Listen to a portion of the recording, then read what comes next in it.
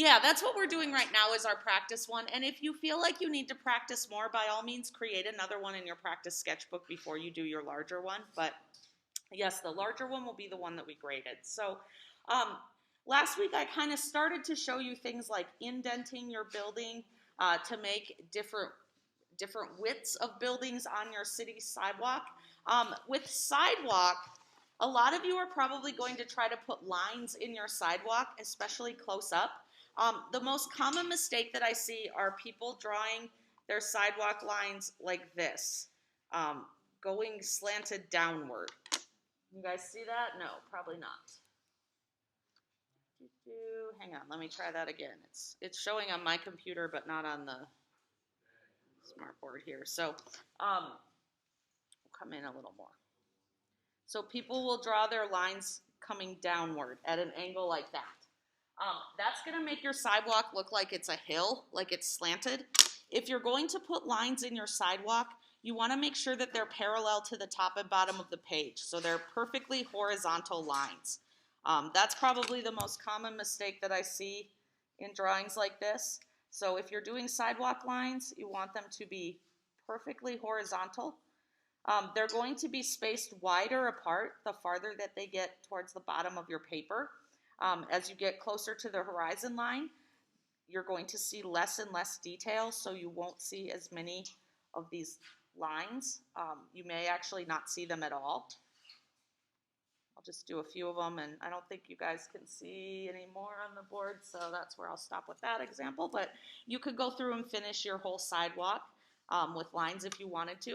And then this curb is probably going to have very tiny little vertical lines continuing down that sidewalk splice. So you can get very, very detailed with these drawings the more that you work with them. And with your larger work, I do expect to see a little bit more detail like that.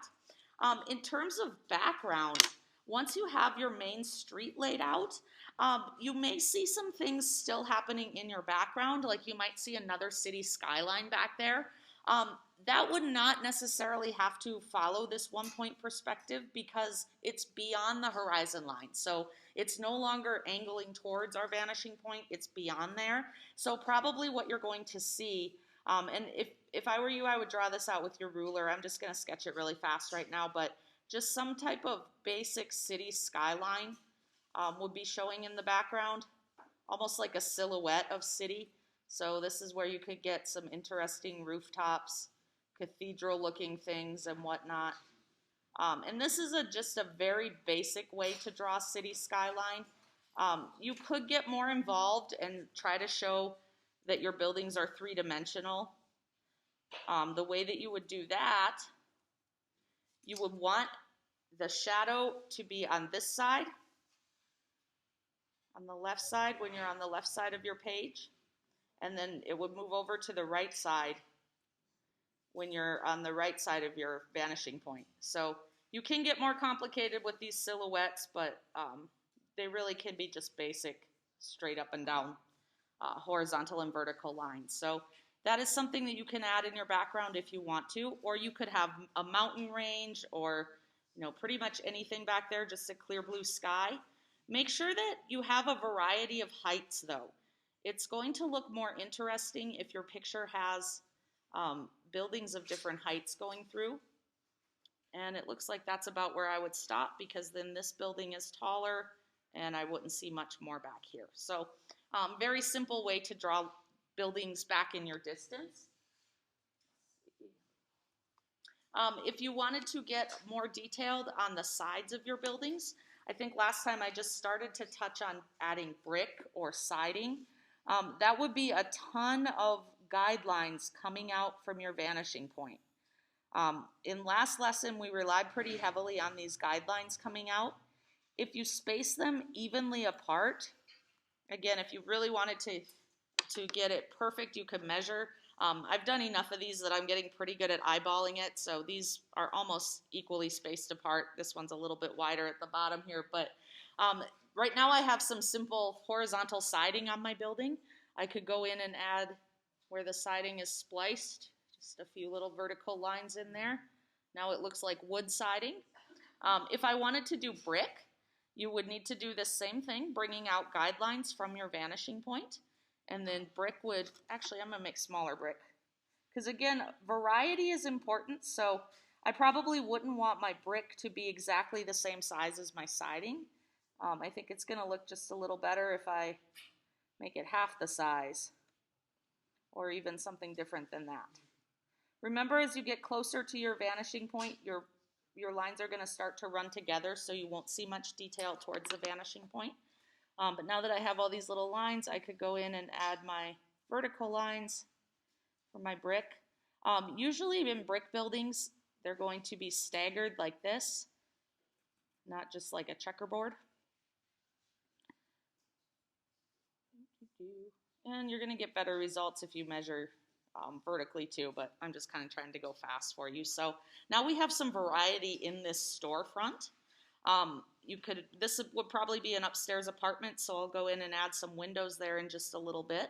A lot of times you'll see awnings jutting out on these storefront windows.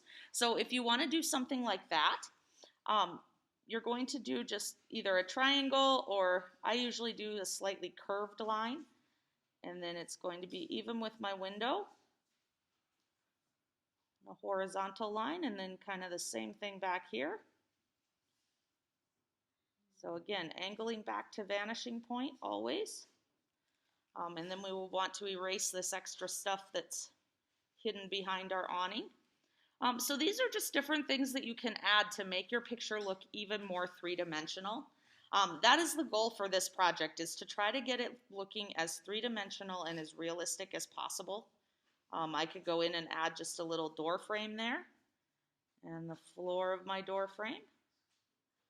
And maybe if my door is open, I might be seeing it pushed open a crack, just like that. It does take some practice to be able to visualize this easily. So the more things that you can draw guidelines for, the better off you're going to be. Let's see, what else should I show you? Is there anything anyone can think of that you would want to see in your city that I should show you? Yes? Uh-huh. Like it's going back towards the vanishing point? Yeah, so that is a good question. I'm glad you brought that up, because anything that you put on these signs also has to get a little bit smaller as it goes back towards vanishing point. So when you're drawing this coffee cup, you're not drawing it like you're looking straight on. You're drawing as if you're looking at an angle. So I had to make it so that the widest part was closest to the side of my paper, and then it gets lower towards the vanishing point on this side. Right here it's about even, because I'm almost at my horizon line, so there's not much change. And same thing with my saucer. I'm close enough to my horizon line that it's almost a parallel line, a straight line across. But you can see it's just a little bit wider on the left side as on the right side. And same thing like when I wrote my letters in bank, they're getting just a little bit smaller as they get closer to the vanishing point. And that's just a thing that kind of takes practice. So oftentimes when we're first starting to draw, we draw things either straight on or straight on and a little bit from above. In this case, we're drawing things almost looking up at them and angled backwards. Anybody else have anything that they had issues with? Yeah. Doing clouds? Yeah, you can definitely do something like that. I've actually wanted to talk about clouds for a while now, so I'll show you how I do my clouds. Obviously, the elementary way to do clouds is just kind of something like this. Pretty simple clouds, but clouds look a variety of different ways, and probably my favorite way to make clouds is not big and fluffy like that, but more linear and kind of almost spooky looking. So it's a lot of horizontal lines, then a little bit of jaggedy zigzag lines, and this kind of coming in and floating across the sky. And you could have them coming from behind your buildings. Make sure to think of this as the cloud continues as it goes behind the building. So you want to try to make your positive and your negative space broken up like that. I wouldn't want to end my cloud right where the corner of that building is because that looks a little bit awkward.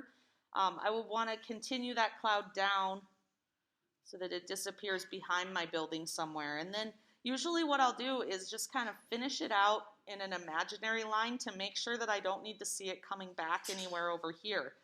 For example, it might do something like this where it rejoins my picture above the building a little bit.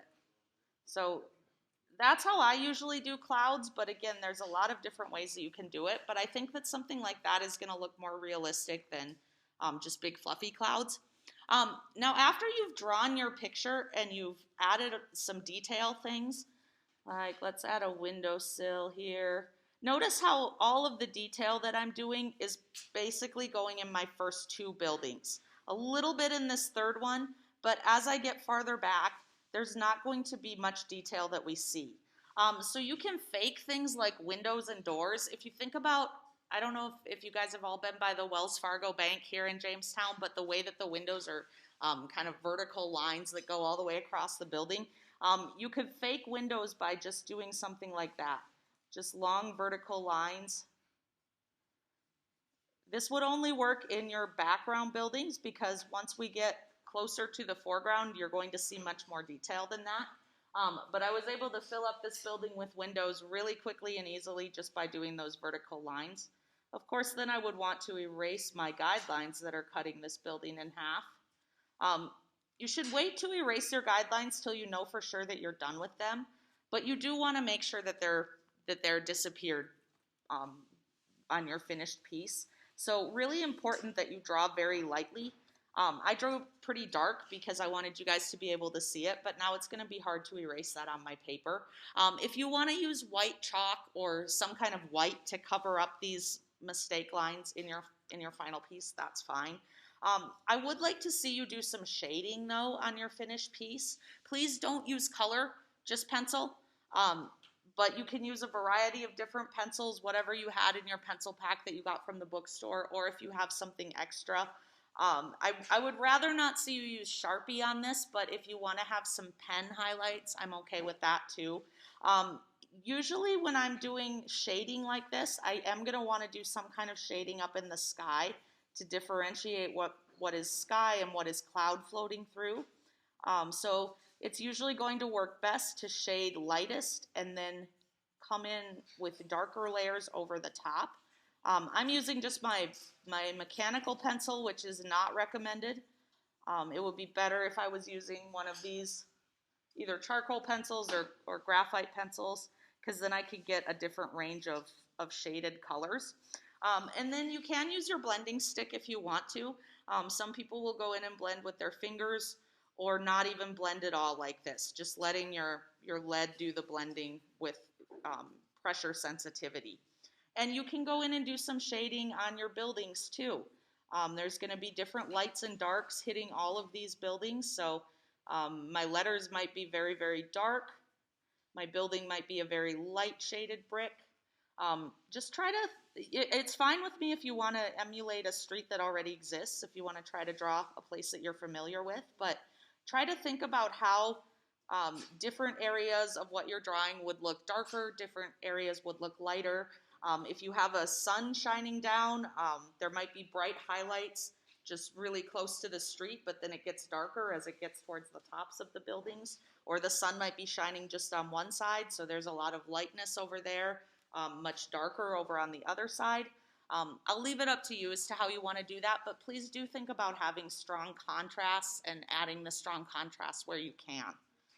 Any other questions or things that you have problems with or things that you would like me to show you that you might want on your picture? Yes?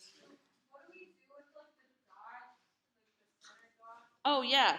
So the vanishing point is pretty big and bold right now. You can actually just erase that when you're all done, when you know you're all done drawing every guideline that you need. And then usually what I'll do is just put my horizon line back over that, because then my road is going to go off into the distance. And then, if you want to, if you really feel confident in your drawing abilities, you can kind of make 2 layers of city back here or something like that, so it looks like the street actually continues on. I don't expect you to get too detailed back here, but just make sure that your horizon line cuts through that little center there. Anybody else have questions or thoughts or maybe tips to help your friends if you had something work really well for you? Anybody want to share anything? Yeah. I'm not sharing. I have another question. Do we do anything on the street itself? That's up to you. I had drawn, it's probably pretty hard to see back there, but I had drawn my little like street dividing lines, the hash marks. Again, just be thinking about less detail as it gets closer to vanishing point. So in the foreground, they're very thick and wide, and then they become just one straight line, and then eventually nothing at all. That's one option. You could make a 2-lane or 4-lane highway, I should say, with the double yellow line. You could make it gravel. If you really want to get fancy, you could try a cobblestone street or brick. That's probably going to be pretty time consuming. I don't know that I recommend doing that, but it is an option. Yes, good questions. Thank you, guys. Remember, this is your last chance to ask in person and talk about it. I would like to see your large projects due on Monday. If I know this is kind of a time-consuming one, so bring them on Monday. If you're not done, don't worry about it. If a lot of you aren't done, I'll give you an extension. I always do. So just... Yes, if you need to borrow a ruler, you can borrow a ruler and take it with you, but please bring it back again after the assignment is done. If anybody wants to stay and talk to me, you can stay a little later.